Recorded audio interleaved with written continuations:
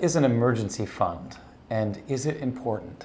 An emergency fund is a savings account that has earmarked dollars that it's not deferred spending, it's not part of your normal monthly cash flow. An emergency fund is a fund set aside for the use in the event of an emergency. Each person defines an emergency differently, but I would argue that things like tires for the car or a vet bill for an animal, those are the car things and animal things are the big things that people tend to steal from their emergency fund for. Those are you can plan for those expenses. If you have a small animal or a small human, you can plan to need funds for some sort of additional cost. If you have a car, you're going to at least need annual inspections, oil change, stuff like that. So when you have major expenditures, I would say that it's important to have sort of I call it an opportunity fund. It's not your emergency fund. Your emergency fund is truly for use in the event of an emergency, as one would define, and our society defines an emergency as illness or injury that prevents you from being able to work.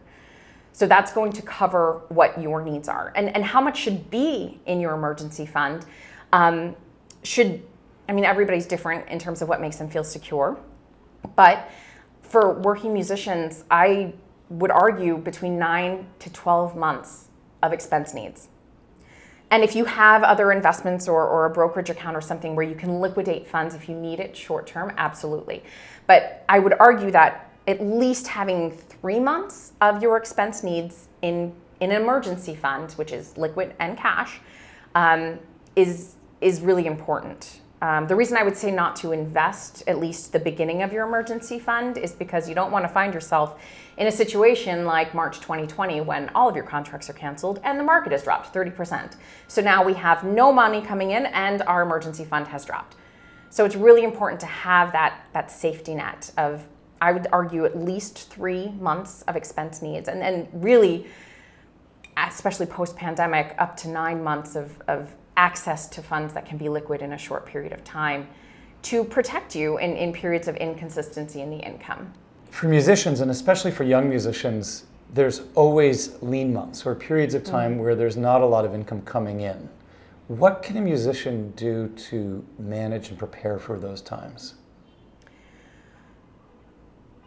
One of the things that I teach is it's almost like it's a spin on Maslow's hierarchy of needs.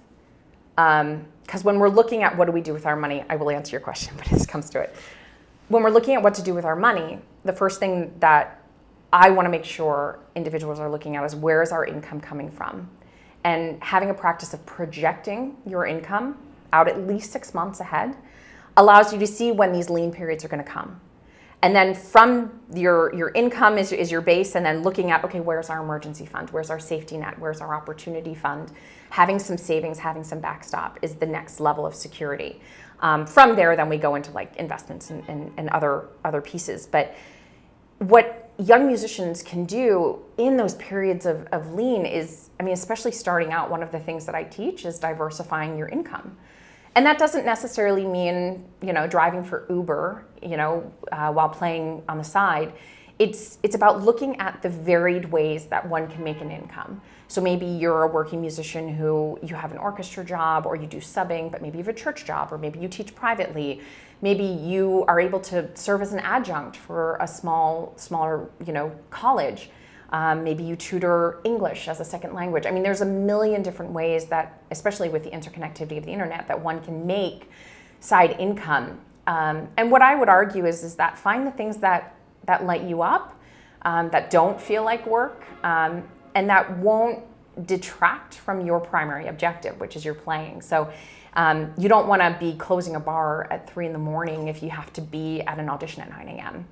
So as long as it doesn't detract from your primary occupation, finding supplemental ways to bring in income allows you to navigate those lean periods without the stress of really being broke.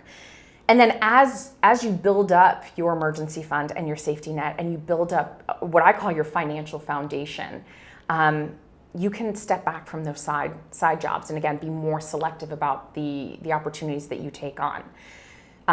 But the goal is to get to a place where you have enough in reserves that you can fill in the gap between these lean months. So if you know, for instance, that you feel comfortable or you need, say, $3,000 a month coming in to cover your basic expense needs and a quality life. I don't want to we're not eating ramen. You're find out what your needs are.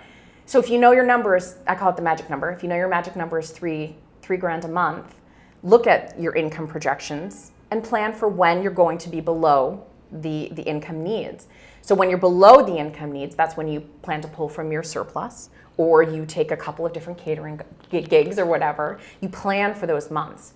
And then in the months of surplus, we either sweep and we put the money back into our operating reserves so that we can fill in the next lean month, or you can get really intentional around some of the other financial goals that you have. In a month of surplus, that might be the month to cover the vet bill or the car bill or something like that. But by doing your income projections, you can be intentional around when you use your money and how you use your money, and you have to write it down. I think it's very easy to know that you have a huge contract coming up and being like, oh, I'm going to buy that computer and I'm going to do this and I'm going to do that and I'm going to pay down the card. And yet you've already spent the money before it even arrives into your bank account. So writing it down and creating a plan for yourself is one of the best things that young artists can do to help plan for and navigate the inevitable lean month.